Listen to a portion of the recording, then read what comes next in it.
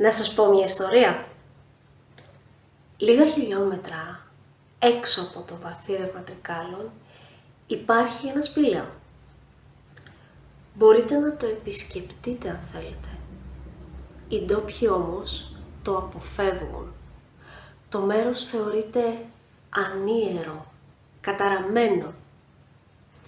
Εκεί λοιπόν κοντά, μέχρι τις αρχές του 20ου αιώνα, υπήρχε ένας οικισμός. Λεγόταν Λαμπιδώνα, από το ομώνυμο μυθικό φυτό με τις μαγικές ιδιότητες.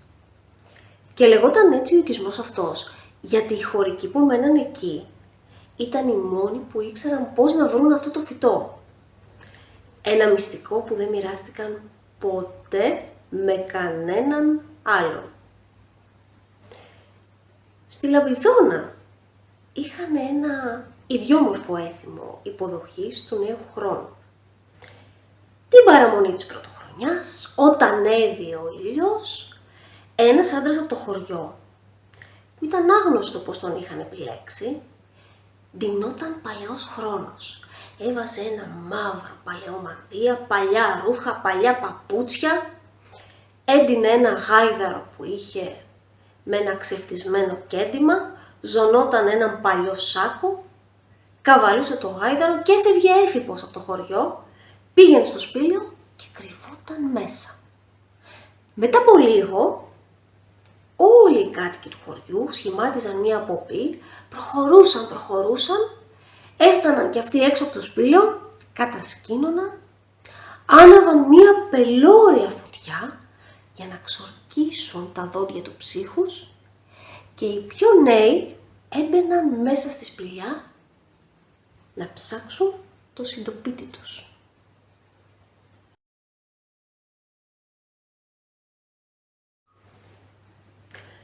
Το σπήλαιο εκείνες τις μέρες ήταν πολύ διαφορετικό και χρόνο με το χρόνο άλλαζε. Στοές εξαφανίζονταν και νέες προστίθενταν. Διακλαδώσεις άλλαζαν. Και οι νέοι προχωρούσαν το βράδυ κάθε παραμονής πρωτοχρονιάς, κρατώντας λαμπιδώνες για να τους φωτίζουν το δρόμο και έψαχναν να βρουν το συντοπίτη τους. Και καθώς περνούσαν μέσα από τις κοντινές στοές με το φως των λαμπιδώνων, τα φύλλα από τις λαμπιδώνες στρώισαν και έκαναν έναν απόκοσμο ήχο. Ο συγχωριανός τους, όση ώρα περίμενε κρυμμένος, έβγαζε από το σάκο που είχε φέρει μαζί άλλα ρούχα, καινούρια ρούχα.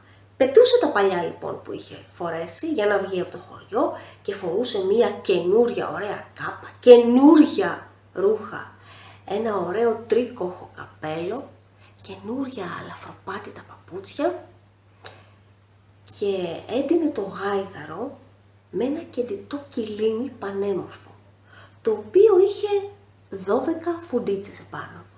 Κάθε φούντα συμβόλιζε και ένα μήνα του χρόνου. Ντυνόταν λοιπόν νέος χρόνος. Και έπειτα καθόταν και περίμενε να έρθουν να τον βρουν. Μερικές φορές, όσο καθόταν εκεί μέσα στο σκοτάδι και περίμενε, νόμιζε πως άκουγε περίεργους απόκοσμους θορύβους, συρριγμούς από το βάθος της σπηλιάς, αλλά προσπαθούσε να μην δίνει σημασία. Μετά από λίγη ώρα, οι συγχωριανοί του τον έβρισκαν και τον συνόδευαν να βγει έξω.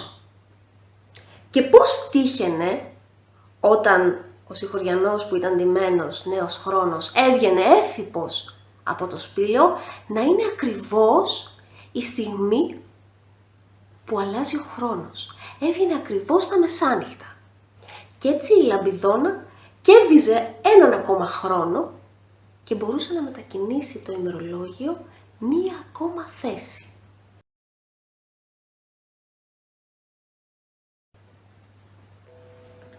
Όλα αυτά όμως άλλαξαν την παραμονή της πρωτοχρονιάς του 1901. Εκείνη την παραμονή όλα φαίνονταν διαφορετικά. καιρός ήταν μουντός, αλλά υπήρχε και κάτι δυσίωνο στην ατμόσφαιρα που έκανε τους χωρικούς να ανατριχιάζουν. Δεν ήταν μόνο το κρύο, ήταν και η αίσθηση ότι κάτι κακό πρόκειται να συμβεί. Όμως το έφημο έπρεπε να γίνει. Ο χωρικός ντύθηκε παλαιός χρόνος, έφυγε και πήγε και κρύφτηκε στη σπηλιά. Και οι υπόλοιποι χωρικοί έκαναν μία πομπή, έφτασαν έξω από το σπήλαιο, κατασκήνωσαν και άναψαν μία πελώρια φωτιά. Και οι νέοι μπήκαν όπως κάθε παραμονή το βράδυ μέσα για να βρουν τον νέο χρόνο.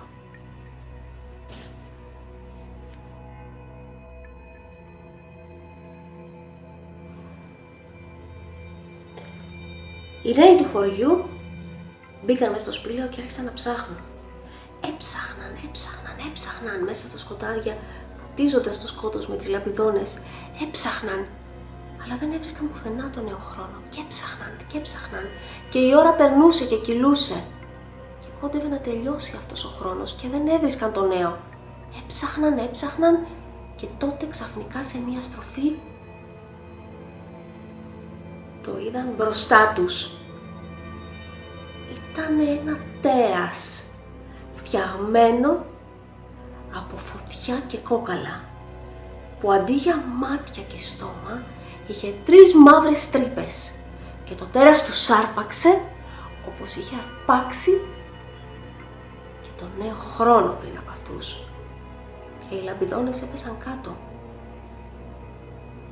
στο έδαφος και κάηκαν από τη φωτιά του θεριού. Και οι νέοι δεν βγήκαν ποτέ ξανά έξω.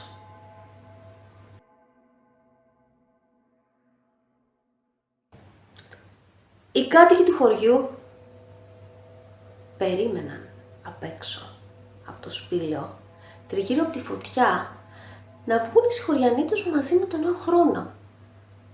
Αλλά η ώρα περνούσε και δεν ερχόταν κανείς. Περνούσε και οι χωρικοί αγχώνονταν και είχαν αρχίσει να ανδρώνουν από την αγωνία. Τι θα γινόταν, θα έβγαινε ο νέος χρόνος? Είχαν μείνει λίγα δευτερόλεπτα. Λίγα μέχρι τα μεσάνυχτα. 5, 4, 3, 2...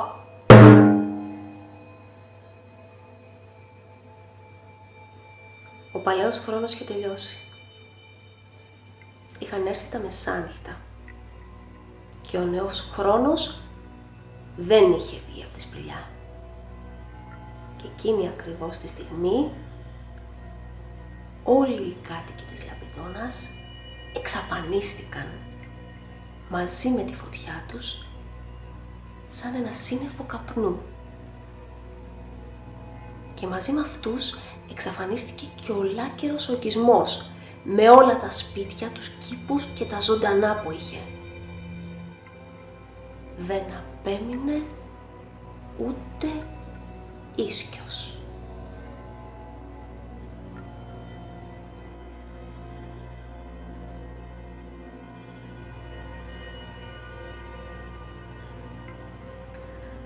Όλα αυτά δεν θα τα ξέραμε αν δεν ήταν εκεί στην περιοχή ένας τρελός που ακόμα και σήμερα τριγυρίζει από χωριό σε χωριό και τραγουδά την ιστορία της Λαμπιδόνας. Και ανάμεσα σε αυτά που λέει είναι το εξής. Εκείνη τη χρονιά η Λαμπιδόνα δεν βρήκε τον νέο χρόνο και γι' αυτό ξεγράφτηκε από όλους τους χάρτες, όλα τα ημερολόγια, ακόμα και από το ίδιο το υφαντό της πραγματικότητάς μας.